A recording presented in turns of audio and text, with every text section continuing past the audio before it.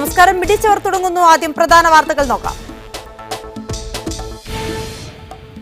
IS-നെതിരെ ശക്തമായ നിലപാട് സ്വീകരിക്കണമെന്ന് ഗൾഫ് വിദേശകാര്യ മന്ത്രിമാരുടെ യോഗത്തിൽ ധാരണ. റിയാദിൽ ചേർന്ന യോഗത്തിൽ തുർക്കിയും പങ്കെടുത്തു. മേഖലയിലെ രാഷ്ട്രീയ സാമ്പത്തിക സുരക്ഷാ വിഷയങ്ങൾ യോഗം ചർച്ച ചെയ്തു. എണ്ണവില വർധനവ് സൗജന്യ പെട്രോൾ വിതരണത്തെ ബാധിക്കില്ലെന്ന് കുവൈറ്റ്. പദ്ധതി 2 മാസത്തിനുള്ളിൽ നടപ്പാക്കുമെന്ന് ധനകാര്യ മന്ത്രാലയം. കുവൈത്തിൽ പാർലമെന്റ് തെരഞ്ഞെടുപ്പ് നേരത്തെ അയക്കുമെന്ന് സൂചന. കേരളം ഉൾപ്പെടെയുള്ള 9 ഇന്ത്യൻ സംസ്ഥാനങ്ങളിൽ നിന്ന് ചെമ്മീൻ ഇറക്കുമതി സൗദി അറേബ്യ നിരോധിച്ചു. നീക്കം വൈറസ് രോഗബാധ റിപ്പോർട്ട് ചെയ്തതിനെ തുടർന്ന് ഉണക്കച്ചെമ്മീനും നിരോധം. ബന്ധുനിയമന പരാതിയിൽ EP ജയരാജനെതിരെ ത്വരിത പരിശോധനയ്ക്ക് വിജിലൻസ് തീരുമാനം. ജയരാജൻ രാജ്യസന്നദ്ധത അറിയിച്ചു. പിണറായി വിജയൻ കോടിയേരി ബാലകൃഷ്ണനുമായി കൂടിക്കാഴ്ച നടത്തി. ജയരാജന്റെ രാജിക്കാര്യത്തിൽ സാങ്കേതികത്വം പറഞ്ഞു നിൽക്കില്ലെന്ന് സംസ്ഥാന സമിതി അംഗം CP നാരായണൻ മീഡിയ വണ്ണിനോട്. സാങ്കേതികത്വം പറഞ്ഞൊന്നും നിൽക്കാൻ പോകുന്നില്ല. കാരണം സാങ്കേതികത്വത്തെക്കാൾ പ്രധാനം ജനങ്ങളുടെ വിശ്വാസമാണ്. നിയമനങ്ങളിൽ മുഖ്യമന്ത്രിയുടെ പങ്കും അന്വേഷിക്കണമെന്ന് VM സുധീരൻ. പൊതുമേഖലാ സ്ഥാപനങ്ങളിലെ നിയമനത്തിന് പ്രത്യേക നിയമമുണ്ടാക്കാൻ മന്ത്രിസഭാ തീരുമാനം. എണ്ണയുൽപാദന മേഖലയിലുണ്ടായ പുതിയ ഉണർവ് സൗജന്യ പെട്രോൾ വിതരണ പദ്ധതിയെ ബാധിക്കില്ലെന്ന് കുവൈത്ത്. സ്വദേശികൾക്ക് സർക്കാർ അനുവദിച്ച ആശ്വാസ പദ്ധതി 2 മാസത്തിനുള്ളിൽ നടപ്പാക്കുമെന്ന് ധനകാര്യ മന്ത്രാലയം അണ്ടർ സെക്രട്ടറി ഖലീഫ ഹമാദ വ്യക്തമാക്കി. എണ്ണ വിപണിയിലുണ്ടായ ഉണർവ് കാരണം സൗജന്യ പെട്രോൾ വിതരണ പദ്ധതിയിൽ നിന്ന് സർക്കാർ പിന്മാറിയേക്കുമെന്ന് ജനങ്ങൾ ആശങ്ക ഉയർത്തിയ സാഹചര്യത്തിലാണ് വിശദീകരണം. രാജ്യത്തെ പെട്രോൾ വില വർദ്ധിപ്പിച്ചതുമൂലം പൗരന്മാർക്കുണ്ടാകുന്ന പ്രയാസം അകറ്റാനാണ് ഡ്രൈവിംഗ് ലൈസൻസ് ഉള്ള സ്വദേശികൾക്ക് മാസത്തിൽ 75 ലിറ്റർ പെട്രോൾ സൗജന്യമായി നൽകാൻ തീരുമാനിച്ചത്. അതുകൊണ്ട് തന്നെ അന്താരാഷ്ട്ര തലത്തിൽ എണ്ണ മേഖലയിൽ ഉണ്ടാകുന്ന മാറ്റങ്ങൾ ആശ്വാസ പദ്ധതിയെ ബാധിക്കില്ലെന്ന് അണ്ടർ സെക്രട്ടറി കൂട്ടിച്ചേർത്തു. കുവൈത്തിൽ പാർലമെന്റ് തെരഞ്ഞെടുപ്പ് നേരത്തെ അയക്കുമെന്ന് റിപ്പോർട്ടുകൾ. പെട്രോൾ നിരക്ക് വർധനയുടെ പേരിൽ പ്രധാനമന്ത്രി ഉൾപ്പെടെയുള്ളവരെ കുറ്റവിചാരണ ചെയ്യാൻ MP-മാർ രംഗത്തെത്തിയ സാഹചര്യത്തിൽ പാർലമെന്റ് കാലാവധി പൂർത്തിയാക്കുന്നതിന് മുൻപ് പിരിച്ചുവിടാനാകുമെന്നാണ് കണക്കാക്കുന്നത്. പ്രധാനമന്ത്രിക്ക് പുറമെ ധനമന്ത്രി, നീതിന്യായ വകുപ്പ് മന്ത്രി എന്നിവർക്കെതിരെയാണ് പാർലമെന്റ് അംഗങ്ങൾ കുറ്റവിചാരണയ്ക്ക് ഒരുങ്ങുന്നത്.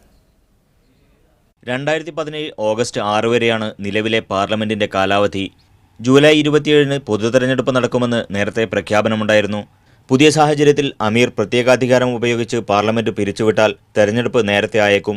2013-ൽ ഷെയ്ഖ് നാസർ അൽ അഹമ്മദ് അൽ സബാഹ് പ്രധാനമന്ത്രിയായിരുന്ന സമയത്ത് സമാന രാഷ്ട്രീയ സാഹചര്യം അരങ്ങേറിയിരുന്നു. ഞായറാഴ്ചത്തേത് 14-ാം പാർലമെന്റിന്റെ അവസാന സെഷൻ ആയിരിക്കുമെന്ന് സർക്കാരിനെ അനുകൂലിക്കുന്ന മുതിർന്ന MP ഖലാഫ് ദുമൈത്തീർ കഴിഞ്ഞ ദിവസം പ്രസ്താവിച്ചിരുന്നു.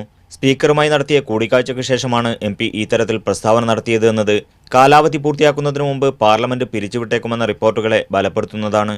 വ്യാഴാഴ്ച മാത്രം 4 MP-മാരാണ് പാർലമെന്റിൽ കുറ്റവിചാരണ നോട്ടീസ് സമർപ്പിച്ചത്. MP-മാരായ അലി അൽ ഖമീസ്, അബ്ദുള്ള അൽ തുറൈജി, അഹമ്മദ് അൽ ആസ്മി എന്നിവർ ധനം, പെട്രോളിയം വകുപ്പുകളുടെ ചുമതലയുള്ള മന്ത്രി അനസ് അൽ സ്വാലിഹിനെതിരെയാണ് കുറ്റവിചാരണയ്ക്ക് അനുമതി തേടിയത്. ഭരണനിർവഹണ രംഗത്തെ കെടുകാര്യസ്ഥത മുൻനിർത്തി അബ്ദുള്ള അൽ മയൂഫ് MP നീതിന്യായ മന്ത്രി യക്കൂബ് അൽ സാനിഹിനെതിരെയും ഗ്രില്ലിംഗ് നോട്ടീസ് സമർപ്പിച്ചിട്ടുണ്ട്. അഴിമതി വിരുദ്ധ അതോറിറ്റിയുടെ നിയമാവലി വൈകുന്നതിൽ പ്രതിഷേധിച്ച് അഹമ്മദ് അൽ ഖുദൈബി MP-യും നേരത്തെ നീതിന്യായ മന്ത്രിക്കെതിരെ കുറ്റവിചാരണയ്ക്ക് അനുമതി തേടിയിരുന്നു. സാലിഹ് അൽ Ashur, Hamdan Al ആജ്മി, Jamal Al Umair എന്നിവരാണ് പ്രധാനമന്ത്രിയെ കുറ്റവിചാരണ നടത്താൻ ഒരുങ്ങുന്നത്. Media one, Kuwait city. Virus രോഗബാധ റിപ്പോർട്ട് ചെയ്തതിനെ തുടർന്ന് കേരളം ഉൾപ്പെടെ 9 ഇന്ത്യൻ സംസ്ഥാനങ്ങളിൽ നിന്നുള്ള ചെമ്മീൻ ഇറക്കുമതി സൗദി അറേബ്യ നിർത്തിവെച്ചു. Saudi general authority for food and drug അഡ്മിനിസ്ട്രേഷനാണ് വ്യാഴാഴ്ച ഇത് സംബന്ധിച്ച് ഉത്തരവിറക്കിയത്. വേൾഡ് ഓർഗനൈസേഷൻ ഫോർ ആനിമൽ ഹെൽത്തിന്റെ റിപ്പോർട്ടിനെ തുടർന്നാണ് നടപടി. 9 സംസ്ഥാനങ്ങളിലുള്ള ചെമ്മീനിൽ വൈറ്റ് സ്പോട്ട് വൈറൽ ഡിസീസ് എന്ന രോഗം സംശയിക്കുന്നുണ്ടെന്ന വേൾഡ് ഓർഗനൈസേഷൻ ഫോർ അനിമൽ ഹെൽത്തിന്റെ റിപ്പോർട്ടിനെ തുടർന്നാണ് നടപടി. സൗദിയിലെ ബന്ധപ്പെട്ട വിഭാഗങ്ങളും രോഗബാധ സ്ഥിരീകരിച്ചിട്ടുണ്ട്. കേരളത്തിന് പുറമെ തമിഴ്നാട്, കർണാടക, ഗോവ, ആന്ധ്രാപ്രദേശ്, പശ്ചിമ ബംഗാൾ, ഗുജറാത്ത്, ഒഡീഷ, മേഘാലയ എന്നീ സംസ്ഥാനങ്ങളിലുള്ള ഇറക്കുമതിയാണ് നിരോധിച്ചത്. ഫ്രോസൺ ചെമ്മീനിനും ഉണക്കച്ചെമ്മീനിനും നടപടി ബാധകമാണ്. വൈറസ് രോഗം സംബന്ധിച്ച സംശയങ്ങൾ നീങ്ങുന്നവരെ നിരോധനം തുടരുമെന്നാണ് സൂചന. ചെമ്മീനിന്റെ ആന്തരിക ബാഹ്യഭാഗങ്ങൾ പ്രത്യേകം പരിശോധിച്ചതിൽ നിന്നാണ് രോഗബാധ സ്ഥിരീകരിച്ചതെന്നും രാജ്യത്തേക്ക് രോഗം വ്യാപിക്കുന്നത് തടയുന്നതിന്റെ ഭാഗമായാണ് നടപടിയെന്നും general authority for food and drug administration വ്യക്തമാക്കി. കേരളത്തിൽ നിന്നുള്ള ചെമ്മീൻ കയറ്റുമതിയുടെ നല്ലൊരു ഭാഗം ഗൾഫ് രാജ്യങ്ങളിലേക്കാണ് പോകുന്നത്. സൗദിയുടെ കിഴക്കൻ തീരത്ത് ചെമ്മീൻ സുലഭമായി ലഭിക്കാറുണ്ടെങ്കിലും ദക്ഷിണേന്ത്യൻ സംസ്ഥാനങ്ങളിൽ നിന്നുള്ള ചിലയിനം ചെമ്മീനുകൾക്ക് വൻ ഡിമാൻഡാണ്. വന്നാമി ഷ്രിംപ് എന്ന ഇനമാണ് ഇതിൽ മുന്നിൽ. നിരോധനം വന്നിരിക്കുന്നതും പ്രധാനമായി വന്നാമിക്കാണെന്നാണ് സൂചന. ടൈഗർ പ്രോൺസിന്റെ ഉൽപ്പാദനം കുറഞ്ഞതിനു ശേഷം കേരളത്തിൽ നിന്ന് ഏറ്റവും അധികം കയറ്റി അയക്കുന്നത് വന്നാമിയാണ്. കഴിഞ്ഞ വർഷം മാത്രം 2.5 ലക്ഷത്തോളം ടൺ വന്നാമി ചെമ്മീനാണ് കയറ്റുമതി ചെയ്തത്. സൗദി അറേബ്യയിൽ നിരോധനം വന്നതോടെ ഇതര ഗൾഫ് രാജ്യങ്ങളും ഇക്കാര്യം പരിശോധിക്കും. Media 1 Riyadh. യുഎഇയുടെ സാംസ്കാരിക പൈതൃകങ്ങളുടെ സംരക്ഷണം, ആവിഷ്കരണം, പരിപാലനം, പ്രോത്സാഹനം എന്നിവ സംബന്ധിച്ച നിയമം UAE president Sheikh Khalifa bin Zayed Al Nahyan പ്രഖ്യാപിച്ചു. സാംസ്കാരിക പ്രാധാന്യമുള്ള വസ്തുക്കളും സാമഗ്രികളും സ്വന്തമാക്കുന്നതും കൈവശം വയ്ക്കുന്നതും സംബന്ധിച്ച് നിയമം നിബന്ധനകൾ മുന്നോട്ട് വയ്ക്കുന്നു. സാംസ്കാരിക പൈതൃക വസ്തുക്കളുടെ കൈമാറ്റം, കയറ്റുമതി തുടങ്ങിയവയ്ക്ക് നിയമം ബാധകമാണ്. പുരാതന വസ്തുക്കൾ കണ്ടെത്തിയാൽ അവ ബന്ധപ്പെട്ട അധികൃതരെ അറിയിക്കേണ്ടതിന്റെ സമയപരിധിയും നിയമം വ്യക്തമാക്കുന്നു. സ്പഷ്ടമായതും അല്ലാത്തതും എന്ന് വേർതിരിച്ച് രേഖകൾ സൂക്ഷിക്കേണ്ടത് അബുദാബി വിനോദസഞ്ചാര സാംസ്കാരിക അതോറിറ്റിയാണ്. പുരാവസ്തു ഉത്ഖനനത്തിന് അബുദാബി TCAയുടെ ലൈസൻസ് നിർബന്ധമാക്കി. ഉത്ഖനനങ്ങളിലെ കണ്ടെത്തലുകളുടെ സമ്പൂർണ്ണ ഉടമസ്ഥാവകാശം രാഷ്ട്രത്തിനായിരിക്കും. നിയമലംഘകർക്ക് 2 വർഷത്തിൽ കൂടാത്ത തടവ് ശിക്ഷയോ 5 ലക്ഷം മുതൽ 10 ലക്ഷം ദിർഹം വരെ പിഴയോ ലഭിക്കും. Media 1 Dubai. സൗദിയിലെ വിദേശികളുടെ താമസരേഖ പുതുക്കുന്നതിനോ പുതിയത് ഇഷ്യൂ ചെയ്യുന്നതിനോ നിലവിൽ ഈടാക്കുന്ന ഫീസ് നിരക്കിൽ മാറ്റമില്ലെന്ന് പാസ്പോർട്ട് വിഭാഗം അറിയിച്ചു. പുതിയ ഹവിയ മുഖീമും പഴയ ഇക്കാമയും പേരിൽ മാത്രമേ മാറ്റമുള്ളൂ. ഇത് പുതുക്കുന്നതിനും പുതിയത് ഇഷ്യൂ ചെയ്യുന്നതിനുമുള്ള നിരക്കുകൾക്ക് മാറ്റമില്ലെന്നും പാസ്പോർട്ട് വിഭാഗം വ്യക്തമാക്കി. 2017 ജനുവരിയിൽ ബംഗളൂരുവിൽ നടക്കുന്ന 14ാമത് പ്രവാസി ഭാരതീയ ദിവസിനെക്കുറിച്ച് വിശദീകരിക്കുന്നതിനായി റിയാദ് ഇന്ത്യൻ എംബസിയിൽ പ്രത്യേക യോഗം ചേർന്നു. റിയാദിലെയും ദമാമിലെയും എംബസി വളണ്ടിയർമാരും വ്യവസായ പ്രമുഖരും മാധ്യമപ്രവർത്തകരും യോഗത്തിൽ പങ്കെടുത്തു. അംബാസഡർ അഹമ്മദ് ജാവേദ് ആമുഖ പ്രഭാഷണം നടത്തി. രാജ്യത്തിന് പുറത്ത് ഏറ്റവും കൂടുതൽ ഇന്ത്യക്കാർ താമസിക്കുന്ന സൗദിയിൽ നിന്നും PBDയിൽ കൂടുതൽ പേർ പങ്കെടുക്കണമെന്ന് അദ്ദേഹം ആവശ്യപ്പെട്ടു. പരിപാടിയിൽ പങ്കെടുക്കാൻ ആഗ്രഹിക്കുന്നവർ ഡിസംബർ 7 മുൻപായി വെബ്സൈറ്റ് മുഖേന രജിസ്റ്റർ ചെയ്യണം. ജനുവരി 7 മുതൽ 9 വരെ ബംഗളൂരു അന്താരാഷ്ട്ര എക്സിബിഷൻ സെന്ററിലാണ് പ്രവാസി ഭാരതീയ ദിവസ് നടക്കുക. മസ്കറ്റിൽ വർഷങ്ങൾ നീണ്ട നവീകരണ പ്രവർത്തനങ്ങൾക്ക് ശേഷം ഷെറാട്ടൺ ഒമാൻ ഹോട്ടൽ അതിഥികൾക്കായി വീണ്ടും തുറന്നു. 14 നിലകളുള്ള ഹോട്ടൽ അറ്റകുറ്റപ്പണികൾക്കായി 2007 ജനുവരി മുതലാണ് അടച്ചത്. ഇന്ന് രാവിലെ നടന്ന ചടങ്ങിൽ പൈതൃക സാംസ്കാരിക മന്ത്രി Sayyid Haitham bin Tariq Al Said ഉദ്ഘാടനം നിർവഹിച്ചു. Al Hashar group chairman Sheikh Ali Mohannad Al Hashar, Lulu group international chairman Yusuff Ali തുടങ്ങിയ പ്രമുഖർ ഉദ്ഘാടന ചടങ്ങിൽ സംബന്ധിച്ചു.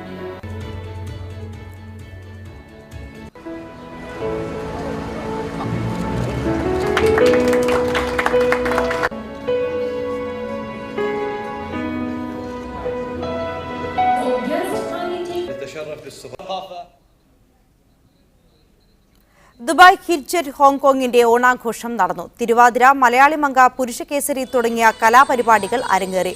ഉദ്ഘാടന ചടങ്ങിൽ ശോഭി തിലകൻ, KPK വേങ്ങര, പ്രൊഫസർ ബേക്കിസ് കറിയാച്ചൻ, ഷാബു മൊയ്തീൻ കോയ തുടങ്ങിയവർ പങ്കെടുത്തു.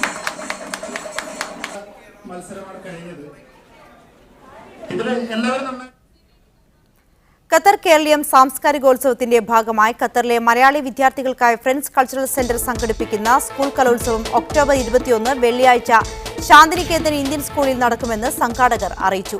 രജിസ്ട്രേഷൻ ഒക്ടോബർ 16 മുൻപായി സ്കൂളുകൾ മുഖേനയായിരിക്കും നടക്കുക. വിശദവിവരങ്ങൾക്ക് റിയാദിലെ കായംകുളം നിവാസികളുടെ കൂട്ടായ്മയായ കൃപ സംഘടിപ്പിക്കുന്ന ഓണം ഈദ് ആഘോഷം നാളെ നടക്കുമെന്ന് ഭാരവാഹികൾ അറിയിച്ചു. ദിറാബ് റോഡിലെ അൻവാർ ഇസ്തിറാഹയിൽ ഉച്ചയ്ക്ക് 1 മണിക്ക് ആരംഭിക്കുന്ന പരിപാടികൾ രാത്രി 11 വരെ നീളും. വിവിധ കലാകായിക മത്സരങ്ങളും സാംസ്കാരിക സമ്മേളനവും അരങ്ങേറും.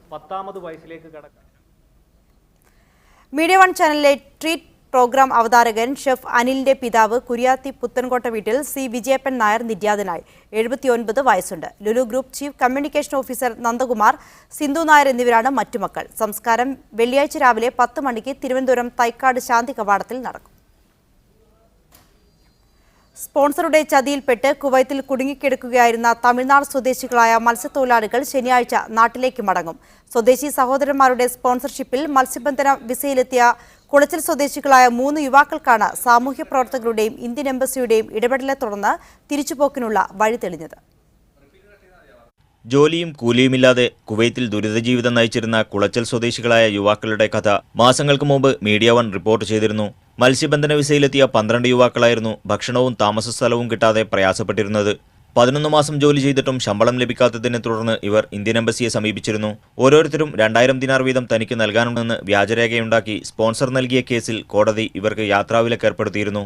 ഇതിനിടെ 9 പേർ വലിയ തുക നൽകി കേസ് ഒത്തുതീർപ്പാക്കി തിരിച്ചുപോയി. പണമില്ലാത്തതിനാൽ നാട്ടിലേക്ക് പോകാൻ കഴിയാതിരുന്ന 3 പേർക്കാണ് വെൽഫെയർ കേരള പ്രവർത്തകരുടെ ഇടപെടൽ തുണയായത്. സാമൂഹ്യ പ്രവർത്തകനായ വിനോദ് പെരേരയുടെ നേതൃത്വത്തിൽ കഴിഞ്ഞ ദിവസം സ്പോൺസറുമായി നടത്തിയ മധ്യസ്ഥ ശ്രമങ്ങളാണ് തൊഴിലാളികൾക്ക് മടക്കയാത്രയ്ക്ക് അവസരമൊരുക്കിയത്. പാസ്പോർട്ട് തിരികെ ലഭിച്ച 3 പേരും ശനിയാഴ്ച വൈകിട്ടുള്ള എയർ ഇന്ത്യ വിമാനത്തിൽ നാട്ടിലേക്ക് തിരിക്കും. Media 1 Kuwait city. മത്സ്യസമ്പത്ത് വർദ്ധിപ്പിക്കുക എന്ന ലക്ഷ്യത്തോടെ കുവൈറ്റ് ശാസ്ത്ര ഗവേഷണ കേന്ദ്രം പ്രത്യേക ക്യാമ്പയിൻ തുടങ്ങി. ക്യാമ്പയിന്റെ ഭാഗമായി വ്യത്യസ്ത ജനുസിൽപ്പെട്ട 1,35,000 മത്സ്യക്കുഞ്ഞുങ്ങളെ കടലിൽ നിക്ഷേപിക്കുമെന്ന് സയന്റിഫിക് റിസർച്ച് സെന്റർ മേധാവി ഡോക്ടർ സമീറ അഹമ്മദ് അൽ സയ്യിദ് പറഞ്ഞു. മത്സ്യസമ്പത്ത് സംരക്ഷിക്കേണ്ടതിന്റെ ആവശ്യകതയിലേക്ക് പൊതുജനങ്ങളുടെ ശ്രദ്ധ ക്ഷണിക്കുന്ന നിരവധി പരിപാടികൾ ക്യാമ്പയിനോടനുബന്ധിച്ച് സംഘടിപ്പിക്കുമെന്നും ഡോക്ടർ സമീറ വ്യക്തമാക്കി. മീഡിയ ചവർ ഇവിടെ പൂർണ്ണമാകുന്നു. ഇനി സ്പെഷ്യൽ എഡിഷൻ പുനഃസംപ്രേഷണം കാണാം. Good night.